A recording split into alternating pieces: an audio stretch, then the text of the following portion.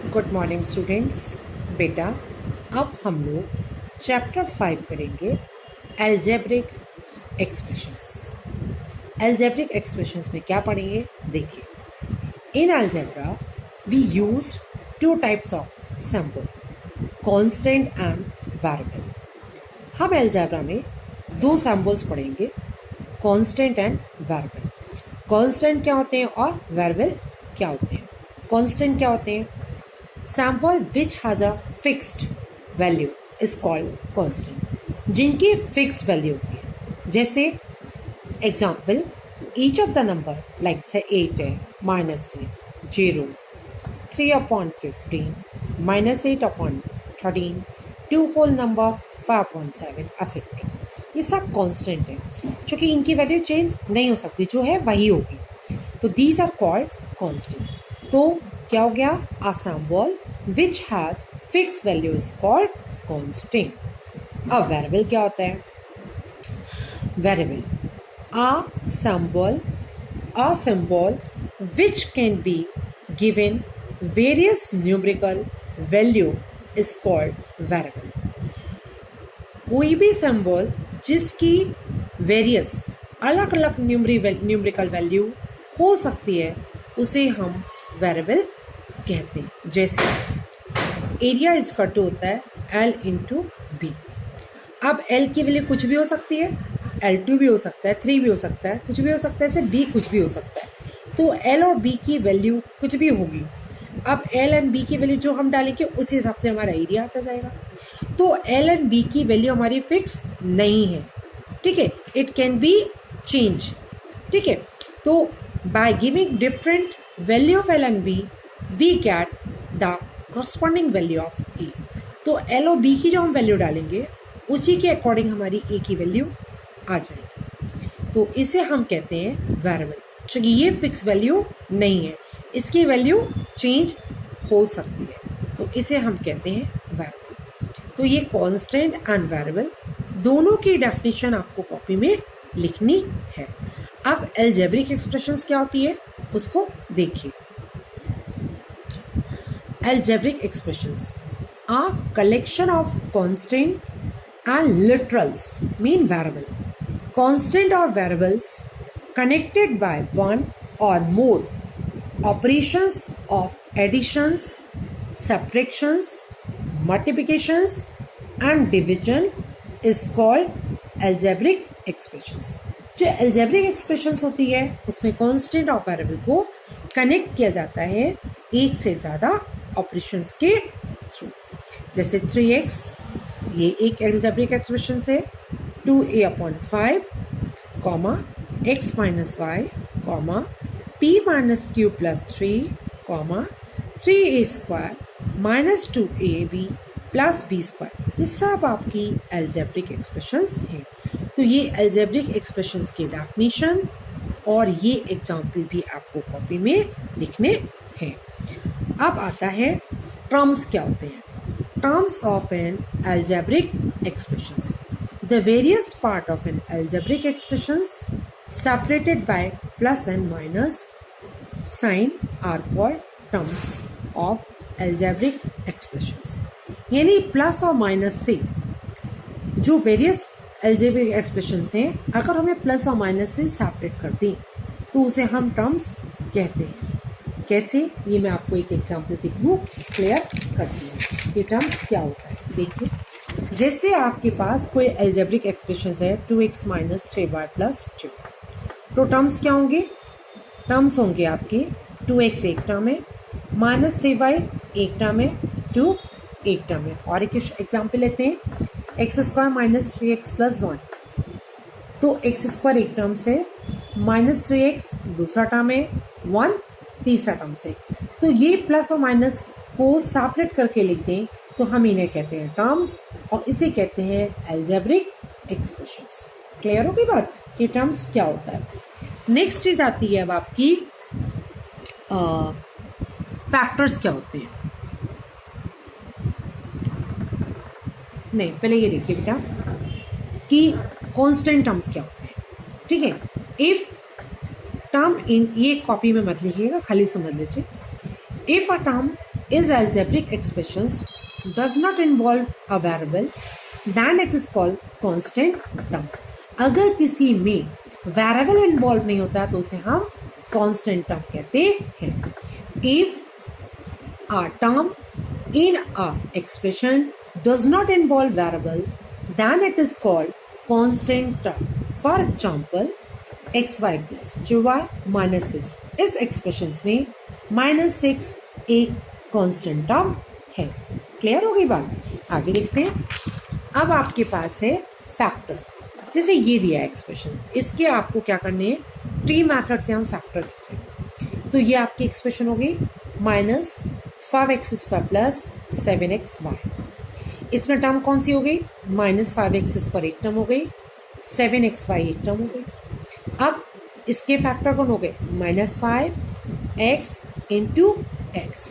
इसके फैक्टर कौन हो गए, 7x एंड y. तो ये क्या हो गया, ट्री मेथड से इस अलजेब्रिक एक्सप्रेशंस के फैक्टर लिखने का तरीका हो गया.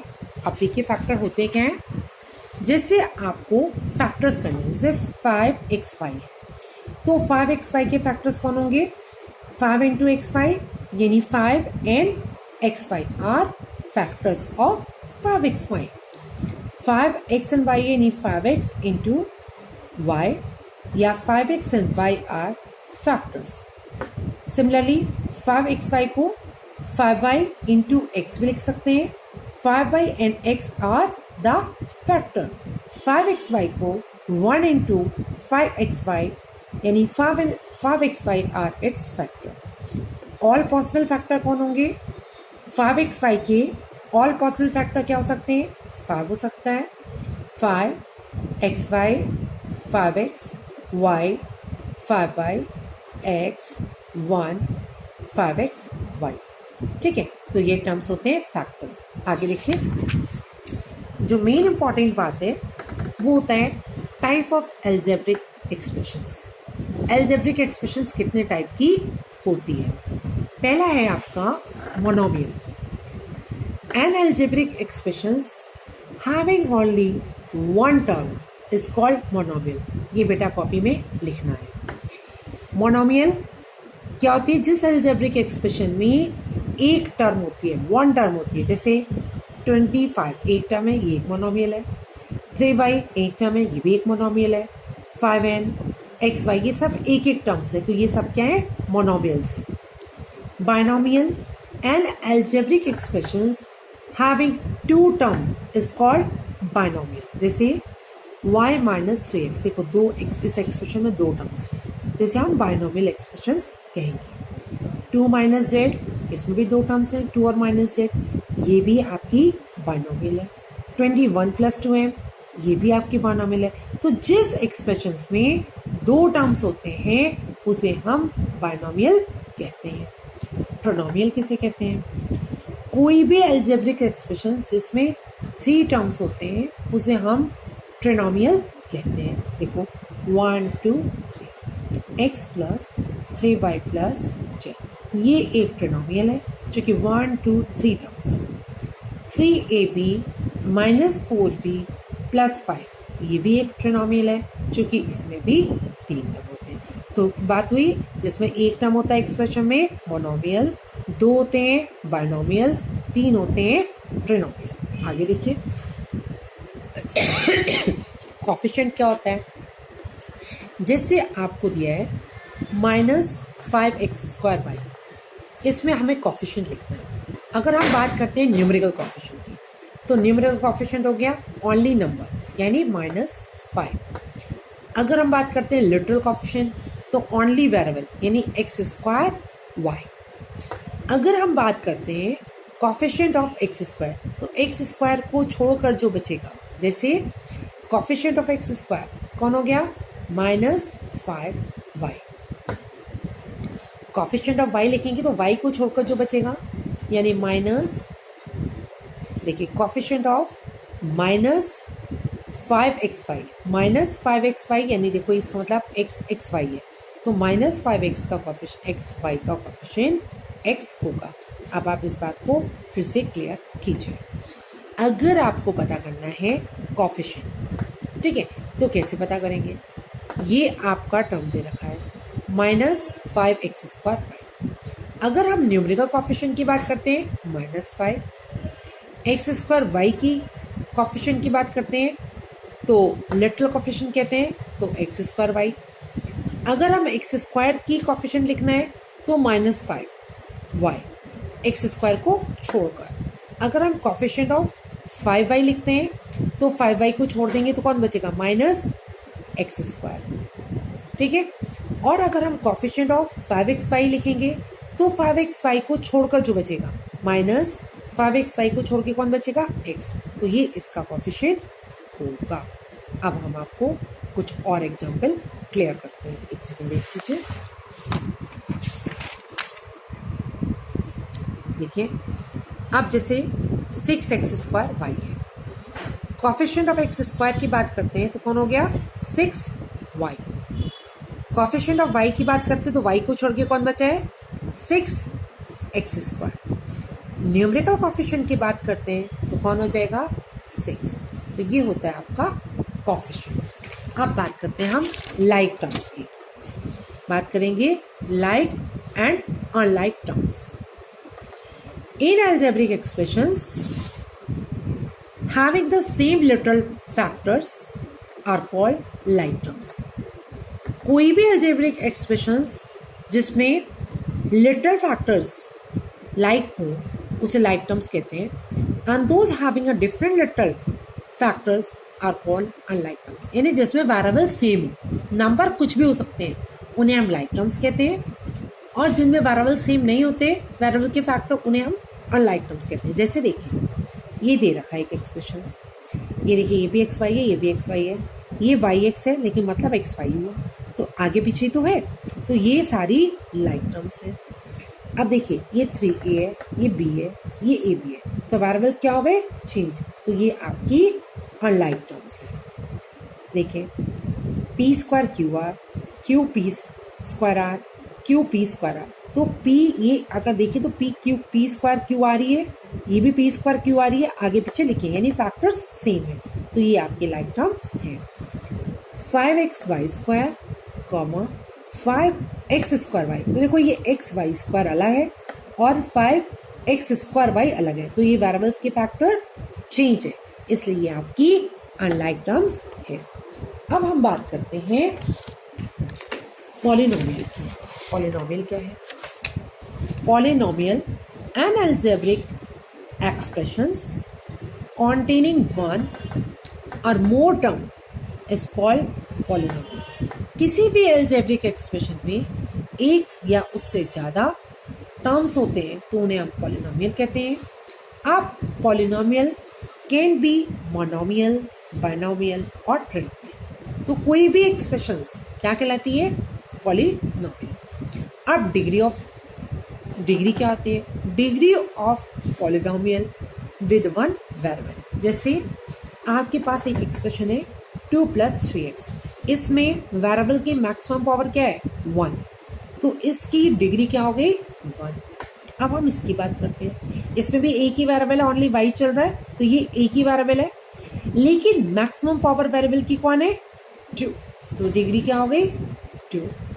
इसमें देखिए, एक ही वेरिएबल चल रहा है z, लेकिन हर टर्म को देखेंगे, मैक्सिमम पावर कितनी है? 3, तो डिग्री कितनी हो गई? 3। इस एक्सप्रेशन को चेक करेंगे, इसमें भी आपके पास क्या है? एक ही वेरिएबल चल रहा है, इसलिए से हम वन वेरिएबल कह रहे हैं, बट मैक्सिमम पावर कितनी है? 5। तो ये जो एक्सप्रेशन है पॉलिनोमियल ऑफ x है, लेकिन डिग्री क्या है? 5। अब अगर एक एक्सप्रेशन में एक से ज़्यादा वेरिएबल होते हैं तो हम डिग्री कैसे निकालते हैं? जैसे हम बात करते हैं इस एक्सप्रेशन की, ठीक है। Degree of a polynomial with more than one variable कैसे निकालेंगे? देखिए, 4 - 7x² - 8x³ y² - 2x² y²। The degree of each term. देखिए, पहले हम इस टर्म में देखेंगे, वेरिएबल नहीं है तो 0 हो गई डिग्री। इस टर्म को देखेंगे, पावर 2 है, डिग्री 2 हो गई। इस टर्म में देखेंगे x की पावर 3 और y की पावर कुछ नहीं यानी 1 है, तो 3 + 1 4 हो गई। इसमें देखेंगे 2 + 2 डिग्री कितनी हो गई 4। अब सारे टर्म की डिग्री लिखने के बाद जो मैक्सिमम पावर होगी, मैक्सिमम आएगी डिग्री, वो एक्सप्रेशन की डिग्री होगी। यानी जो ये एक्सप्रेशन है इसकी डिग्री क्या होगी 4। The highest value of the above some is 4, so degree of the polynomial is 4। Next question देखते हैं। अब ये एक्सप्रेशन है, इस एक्सप्रेशन में हमें डिग्री बतानी है, तो पहले हमने 7p लिया, पावर 1 है, डिग्री 1 हो गई। इसमें देखेंगे 2r की पावर 1 यानी 2 + 1 3 हो गई। 8p³ r² में 3 + 2 पावर 5 हो गई, दोनों की पावर जोड़ देंगे। इसमें पावर 2 है और ये 1 है, 2 + 1 3 हो गई। 1/2 में पावर है ही नहीं, इससे पावर 0। अब सारे टर्म्स में सबसे बड़ी पावर कौन आई है 5, तो डिग्री ऑफ द एक्सप्रेशन हो जाएगी 5। The highest value in the above some is 5, so degree of the polynomial is 5। ये टर्म्स थे जो मैंने आपको समझाए। इसके बाद हम करेंगे अब एक्सरसाइज का पहला क्वेश्चन। अब आपका फर्स्ट क्वेश्चन है एक्सरसाइज का, क्या है देखिए, right algebraic expressions in the following cases using variable, constant and arithmetical operations। हमें इसे algebraic फॉर्म में लिखना है, तो देखिए कैसे लिखेंगे। Right algebraic expression in the following cases using variable, constant and arithmetical operation। अब देखिए हम इन क्वेश्चंस को कैसे करेंगे, ये क्वेश्चन मैं आपको करके दिखाती हूँ। आज हम बेटा से फर्स्ट क्वेश्चन करेंगे इसका, देखिए कैसे। एक सेकंड वेट करिए।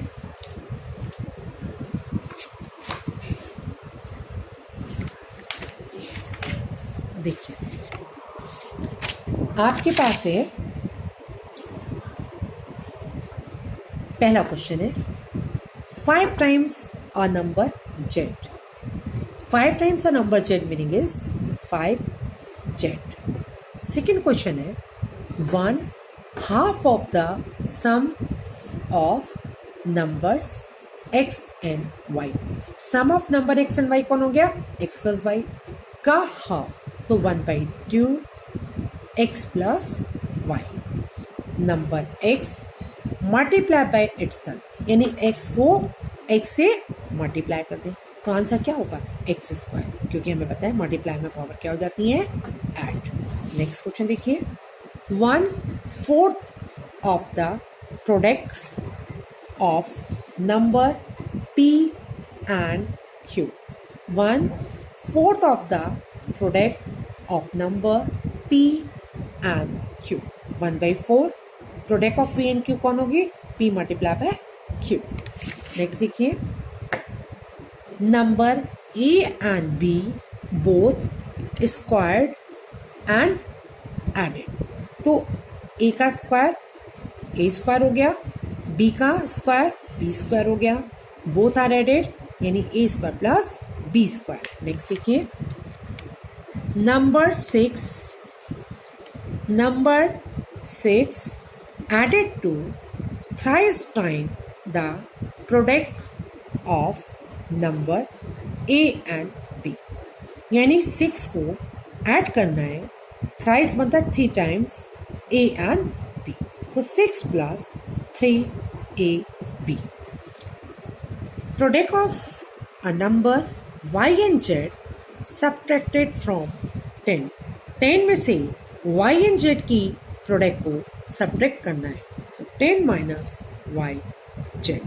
अब लास्ट क्वेश्चन देखिए इसका